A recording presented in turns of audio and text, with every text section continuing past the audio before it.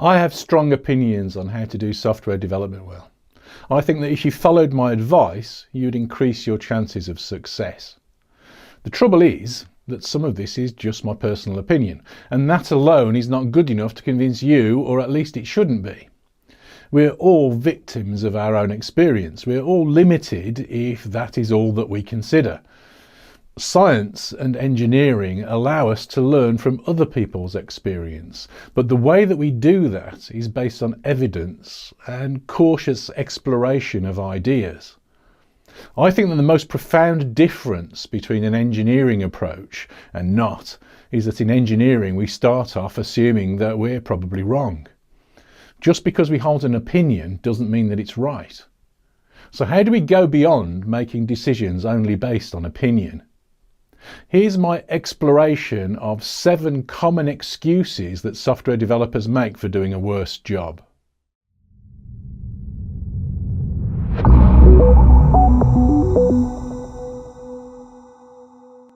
Hi, I'm Dave Farley of Continuous Delivery. Welcome to my channel, and if you haven't been here before, please do hit subscribe, and if you enjoy the content here today, hit like as well. If you'd like to learn how to adopt the engineering approach that I describe on this channel in your own work, check out my training courses. There's a link in the description to those below too. The approach to software development that I generally recommend rules out some ideas and practices. I think that's a good thing. I don't believe that all ideas have equal merit. If you believe the world is flat, you're simply wrong. I think that waterfall development is flat earth thinking for software development. It doesn't work, and it tries to address only some of the problems in what are fairly naive ways while ignoring others. This is opinionated. It is my opinion, but it's also backed by some evidence. If you look at data for the success of software projects, then waterfall projects fare badly in terms of efficiency, quality, and basic measures of success, like did it deliver what people really wanted? Now, waterfall proponents will argue that the data was probably collected wrongly and that the experiments were compromised in some way. But let's take a slightly more pragmatic view. Are there any organisations that we think of as doing a great job of software development that claim that this is the result of practicing waterfall? If I'm honest, I can't think of any. I picked waterfall as something of a straw man. But how do we reject bad ideas? Although I think that most people, if asked, would say that waterfall is discredited and no longer thought of as a sensible approach, my impression is that most organisations, at least implicitly, still think this way. So we can't even get rid of an idea that is as discredited as waterfall. There are lots of myths in our industry, so how do we bust them?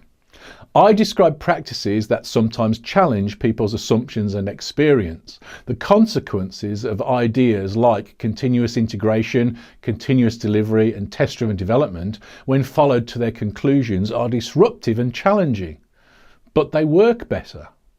When I publish my thoughts on these ideas, I sometimes get pushback from people, which is fine, but I try to approach things from a more scientific engineering approach rather than just saying it's good because I like it. So what does it take to change my mind?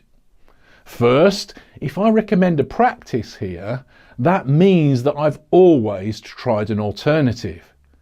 I certainly can't claim to have tried every alternative, of course, but I've always tried more than one. So yes, I have worked on projects that didn't have automated tests. Yes, I worked on projects that didn't have version control, continuous integration, or any of the other practices that I talk about here. And the reason that I talk about these things and not the others is because in my experience these things work better. As far as I can, I try to determine these things work better part based on 2 things. In addition to only my personal experience, is there evidence to back up the claims, and can I make a reasoned explanation of why this idea might work better than alternatives? The evidence part is easier than it used to be. These days we can look at the results from the State of DevOps report, a detailed survey of the performance of thousands of software projects based on 45,000 surveys over several years. Now, you may choose to argue with the approach, but if we are to be scientific or even just rational in our thinking, then you need to present a better alternative. The State of DevOps is based on measures of stability and throughput. Stability measures the quality of the work that we produce, and throughput measures the efficiency with which we are able to produce work of that quality. Want to propose an alternative? Good. Then do the work and show your evidence for why your measures are better or your approach gets better scores in stability and throughput. You can't simply reject the findings based on personal experience or hunches. Well, you can, but don't expect to be taken seriously if you do. My second qualifying criteria is, can I form an explanation? This is part of taking a scientific approach to reasoning about these things too.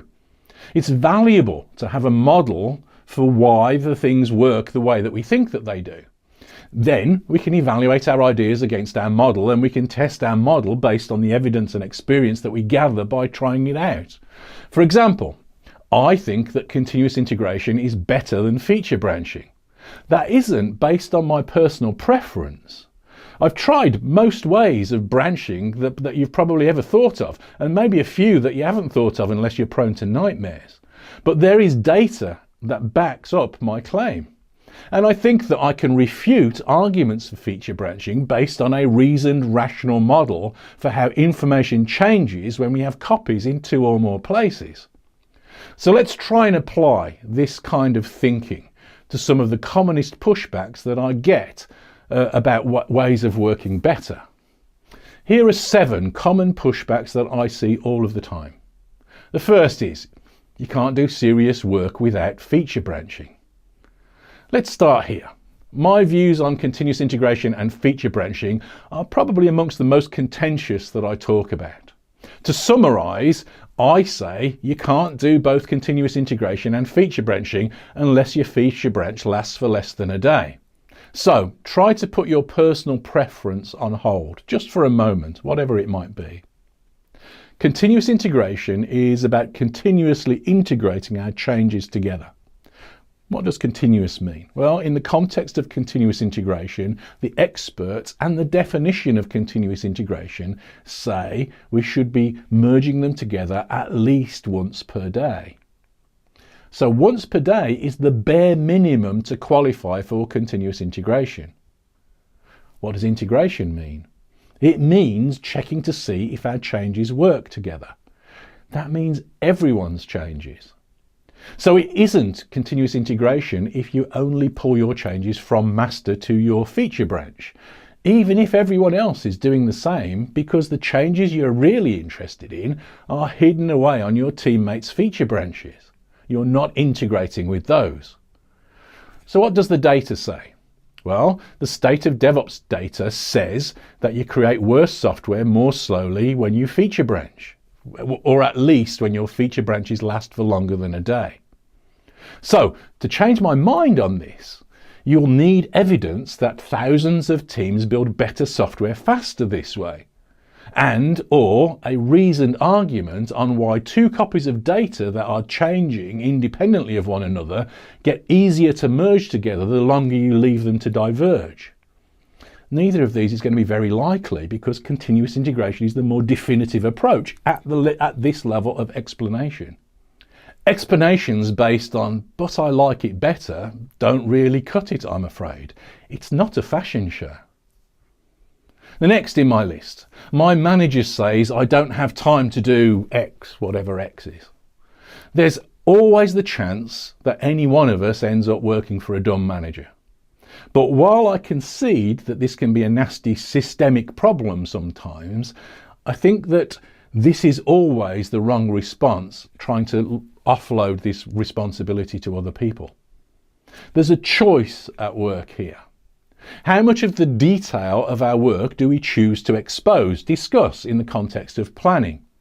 To put this another way, where is the boundary between the stuff that we are responsible for as developers and the stuff that is somebody else's job? There has to be a boundary. Obviously, we're not going to say, I spent this much time typing the letter E this week.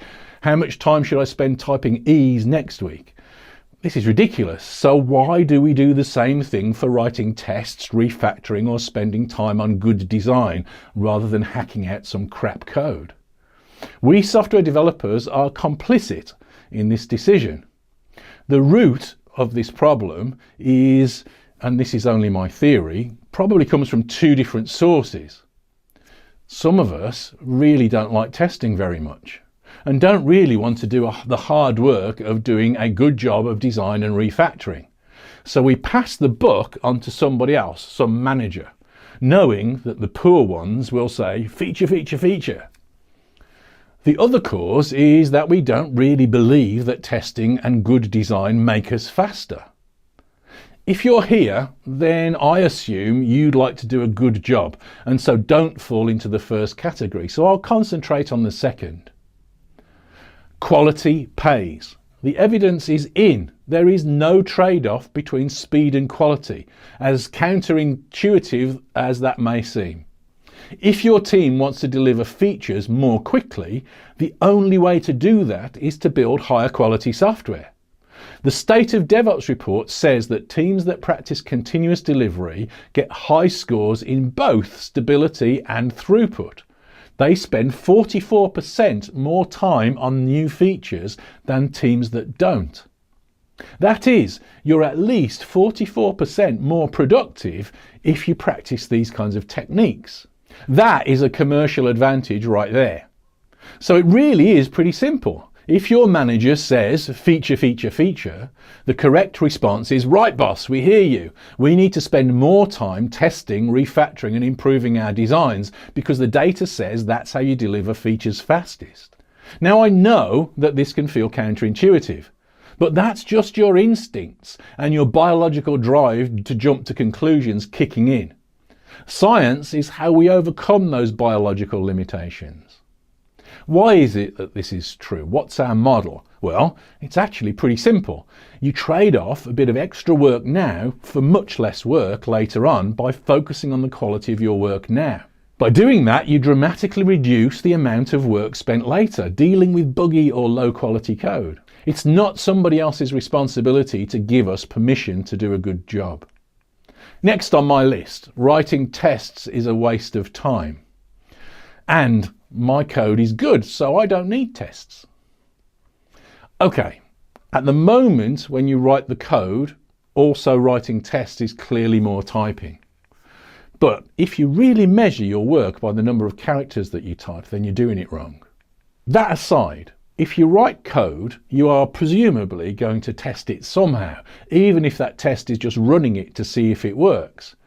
If you don't even do that, you should stop right now because your code doesn't work and you're a danger to others.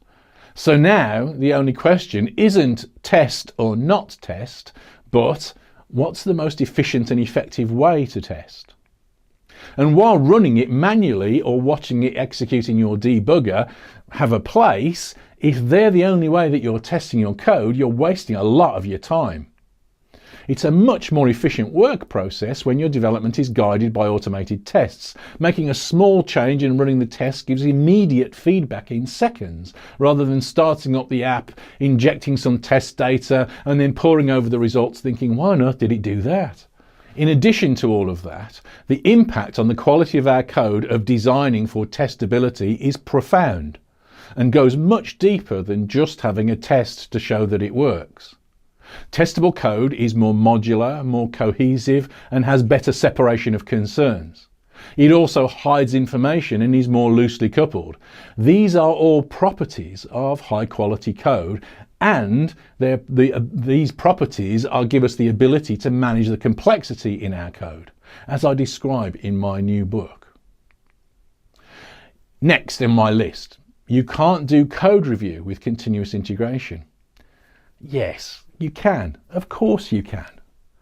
Pull requests aren't the only way to do code reviews.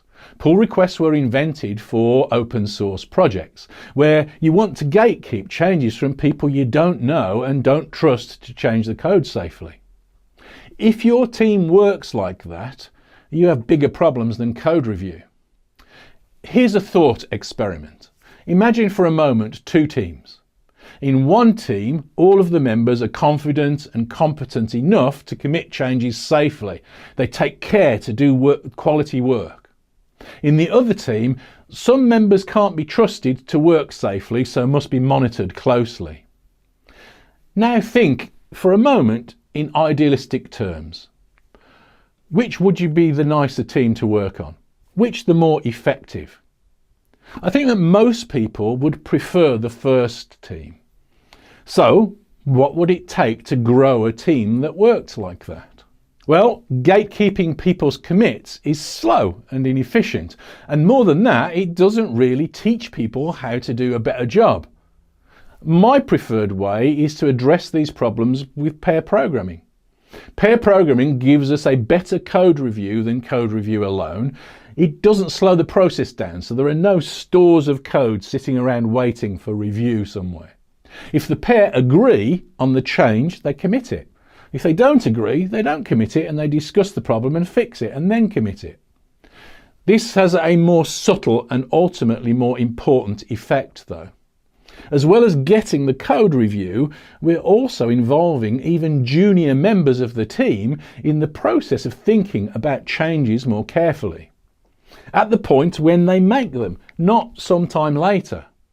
This is a much better way to learn how to take responsibility for their changes and the importance of doing high quality work. There is good data on the effectiveness of pair programming too. I've put some links in the description below. Next, okay, these ideas may work for simple web apps, but not for my system. Well, I'm afraid that that's simply ignorance speaking. Google has 25,000 developers working in a single shared repository. They run millions of tests every day, store billions of lines of code in that one big repository, and deliver feedback on each commit to each developer in minutes.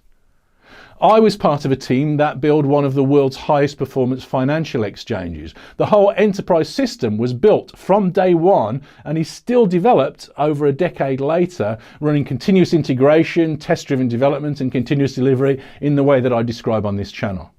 We practice trunk-based development on everything, including solving some world-class difficult problems. And we produce the highest quality code base for a big system that I've ever seen. The techniques that I describe are also used by Volvo Trucks, Tesla, SpaceX on US military programs. The global telecoms giant Ericsson are rolling out their entire 5G network using continuous delivery. AAA games, banking, finance and newspaper systems are built this way. So there really is no kind of software for which this doesn't seem to apply. And it's not just for simple web apps. Last in my list. We've always done it this way and it works for us. Well, that's nice, but wouldn't you like to be able to do better? If we never question our approach and practices, then we'll never improve. The ideas that I describe here are backed by experience in companies of all kinds all over the world, working on all kinds of problems. They're backed by data that shows that this way of working is more efficient and produces better results. And they're backed by good explanations that can describe why they work. But I guarantee that in each of these organisations that I've talked about, they're also always looking for ways to do better. That's part of this approach too. So if you really want to challenge these ideas, come up with some better ones. I and many other people will be delighted to adopt them. But they do have to be at least as good as what we already can do.